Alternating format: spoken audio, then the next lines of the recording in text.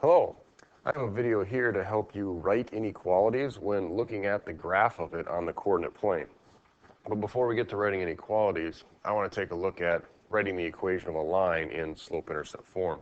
Now what I'd like you to do is just pause the video right now and write the equation of that line. All right, welcome back. So hopefully you have your equation written. I'm going to write down y equals mx plus b because that's the form that we want to have our equation in. And the first thing that we're going to need to identify is the slope. Now, what I like to do to find slope is just find two what I refer to as nice points on my graph to help me identify that slope. So I'm going to use this point right here, which is the y-intercept, which is going to be helpful later. And then I look along, and my next nice point that I see is right here. So we need to calculate the rise, which it looks like it's rising 4, and the run, which is running 5. So 5, 4. I have a slope that would look like 4/5. But then I look a little closer and realize that my line is going up and to the left, which tells me the slope is negative. Now, the other piece that I said that we need is the y-intercept, which was one of my quote-unquote nice points, which is at -2. So the equation of my line, let's go like this, move this over slightly, is going to be y equals -4/5 x and then -2. So remember, if you can identify the slope and the y-intercept, you're going to have the equation of your line, which is going to be helpful when we now try to write the inequality of the graph. Now remember, in this graph, every one of the points in that shaded region are solutions to the inequality, along with all of the points along the line, because we have a solid line here. So that tells us that we want to include all of those points as well.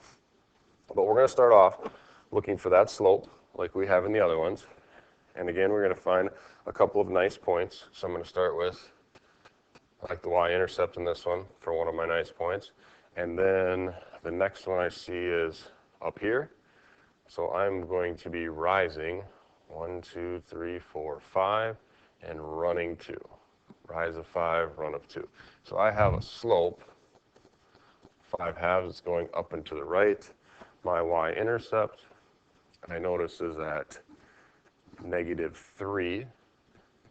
And I now have the equation y equals 5/2 x -3. Now, I didn't put anything right here because this is an inequality, so I have to figure out, do I have a greater than, less than, greater than or equal to, or less than or equal to. Now, like I said earlier, every one of the points on the line is included, so that's going to tell me that I have the equals to part. Now I just have to figure out, is it greater than or is it less than? Now the way to do that, remember, is we need to find any point in the solution set and plug it into the inequality that I have working over there. Now, other than don't pick a point that's on the line. So I like to pick easy, what I call easy points, and I think the point 0, 0 would be a easy point to select. So that's my testing point. So I'm just going to come over here, I'm going to put in 0, 0. So 0, and then I have, let's go with 5/2, plug the 0 in for x, and then -3. So when I get to this point now, I have 0 on the left side, 5/2 times 0, that's 0 minus 3. Let me scroll down here a little bit. So my inequality is going to say 0, or what I'm looking for is how does 0 compare to -3? Well, 0 is greater than -3. Therefore, when I come back to my inequality up here, my inequality is going to be y is greater than or equal to 5/2 x minus 3. And this is the inequality for that graph. So remember, I first came up with the slope and the y-intercept so I could write my equation and then I tested a point in the solution set to figure out what my inequality symbol would look like. I have another one here. Same concept. We'll go through, let's find our slope and our y-intercept to start. So I find those couple of nice points. Y-intercept's going to be nice, so why don't I just write that down since I have it. My b this time is up at 4. Now to find the slope, well, this one just down 1 and right 1. So my slope is going to be 1 over 1, which is 1. It's going up and to the left, so it's a negative slope. I have that there.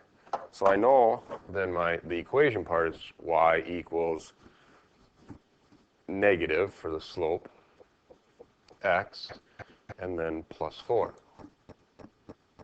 And again, I have to figure out what kind of inequality symbol is going to go right there. Now this time, notice we have a dashed line, so this one's telling us not to include the points on the line. Therefore, the equals to part is not going to be in my inequality, but I do have to figure out is it greater than or is it less than. And again, I have to pick a point in the solution set. Since 0, 0 is in the solution set again, I'm going to use that as my testing point, and I'm just going to plug it into my inequality over here. So 0, negative 0, which is still 0, and then plus 4.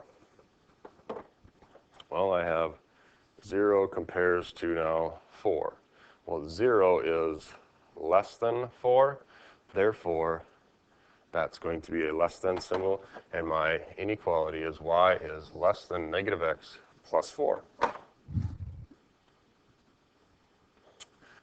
Another one here.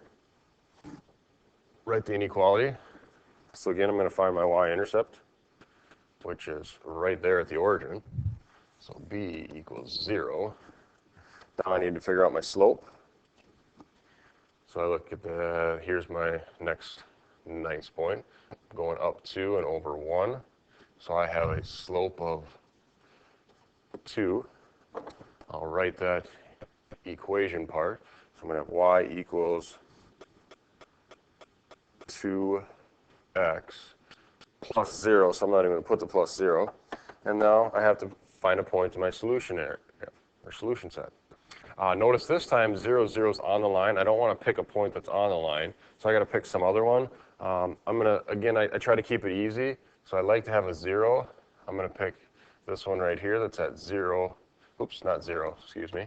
How about let's try this again. Oh, my eraser's not, there we go. How about at 1, 0? That makes a little more sense. And I plug this in, 0 in for y, 2 times 0, and how does this compare? Well, let's try this again. Struggling a little bit right now, I apologize for that. Let's do this. I didn't need to erase this one, but this is a 1, there we go. And now we have 0 and 2. 0 is less than 2. Therefore, when I come up here, this is going to be less than. I do have to remember that my line is solid. Therefore, we have the equals to part. And my inequality is y is less than or equal to 2x. And then my last one. Nothing's different here. It's still find my y-intercept, which is right there, and my y-intercept is at negative 1. My slope then, right here, that point's going to help me. So I'm going to rise 2, and I'm going to run 3. So I have a slope of negative 2/3 because it's going up and to the left. I can now write the equation part of my inequality. Y would be equal to negative 2/3 x minus 1. I go and I find a point that's in my solution set, which I'm going to, again, select the point. Well, let's go with something different. Let's just, to show you that it doesn't always have to be 0, 0, I'm going to pick that point, which is at 1, negative 1, and I'm going to plug that into my inequality. So y value is negative 1. I have the negative 2/3 x value is 1 and then minus 1. All right. So I got a little fraction work here to do, which is fine. So we're going to have negative 1 on the left side, and now we have negative 2/3 minus 1.